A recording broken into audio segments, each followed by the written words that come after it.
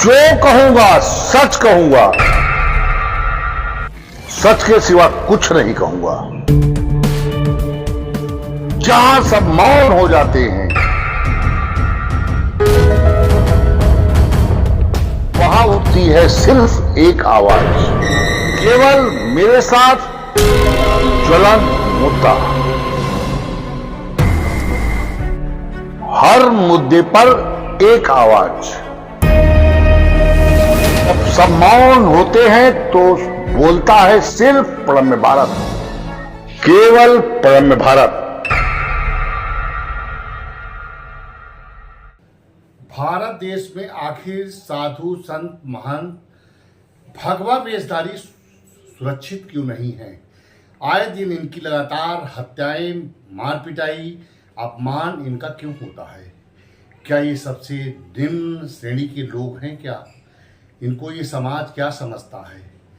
और एक वो वर्ग है जो भगवा वस्त्र देखकर जैसे उत्साहित होता है, जैसे एक सांड देखकर, काला कपड़ा देखकर भाग पड़ता है, मारने दौड़ता है। एक समाज का वो वर्ग है।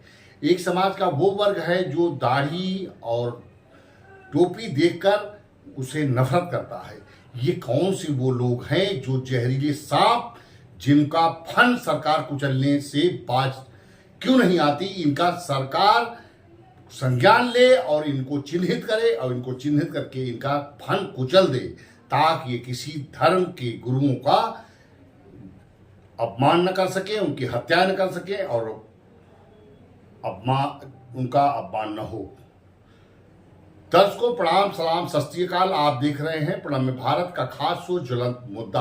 आज ज्वलंत मुद्दा में मैं ये मुद्दा लेकर हाजिर हुआ हूं कि आखिर इस भारत देश में संत महंत साधु फकीर जो भी लोग हैं वो सुरक्षित क्यों नहीं हैं? समाज का एक तबका वो है जो दाढ़ी और टोपी देखकर बहुत असंतुष्ट हो जाता है। एक वो समाज है जो भगवा वस्त्र देखकर ऐसा कोहराम मचा देता है, कुतूहल उसके क्रोध मच जाता है, जैसे एक गली में सांड काला कपड़ा देखकर मचाता है और उसे मारने दौड़ता है। आखिर सरकार इन आस्तीन के सांपों को कुचलने का काम क्यों नहीं करती? पालघर में, महाराष्ट्र के पालघर में साधुओं की निर्मम हत्या की गई। वो मामला आज भी विचाराधीन है। और अभी विगत दिनों उत्तर प्रदेश के जनपद सीतापुर में खैराबाद थाने में एक साधु की हत्या कर दी गई। जब संत समाज ने बहुत ही धरना प्रदर्शन, पुलिस अधीक्षक सबसे मुलाकात की तो शायद उसमें अपराधियों की गिरफ्तारी की गई। इसी प्रकार कल सीतापुर हमारे प्रतिनिधि के अनुसार उजागर लाल कॉलेज के पास पक्के पुल पर, जो नया पुल है वो अब चालू हो गया, पुराना पुल पूरी तरीके से बंद नहीं किया गया है। और वहीं पर एक संत गुजर रहे थे जिनको एक ऑटो रिक्शा वाले ने इतना मानित किया, यहाँ तक योगी सरकार को भी गालियों से नवाजा और कहा कि मैं सांसद राकेश राठौर का आदमी हूँ। ये बहुत ही दुर्भाग्यपूर्ण घटना है। और हमारे संवाददाता ने ये कहा कि सांसद राकेश राठौर तो आदमी है, कोई औरत तो है नहीं जो ये इनका आदमी था। ये आदमी आखिर अपने को बता रहा था, यानी कि उनका समर्थक या वोटर रहा होगा। इस संबंध में सीतापुर के एक जागरूक पत्रकार ने शहर कोतवाल शुक्ला जी को एक प्रार्थना पत्र दे करके और उस ऑटो का नंबर देख करके कार्रवाई की मांग की है। और उस सजग व्यक्ति ने जब साधु से कहा तो साधु ने कहा कि हमें मान अपमान की अगर चिंता ही होती तो मैं साधु क्यों बन जाता? मुझे कोई चिंता नहीं, इसने गाली दी, इसका भोग ये करेगा।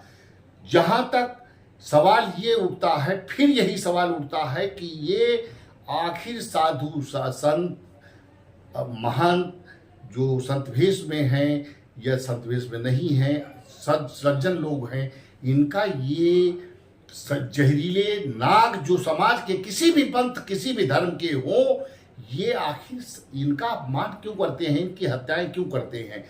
कानून सजा ऐसी देता है कि बिल्कुल नगण्य है, जिससे जो कानूनी व्यवस्था है वो बहुत भारत की लचर है। मैं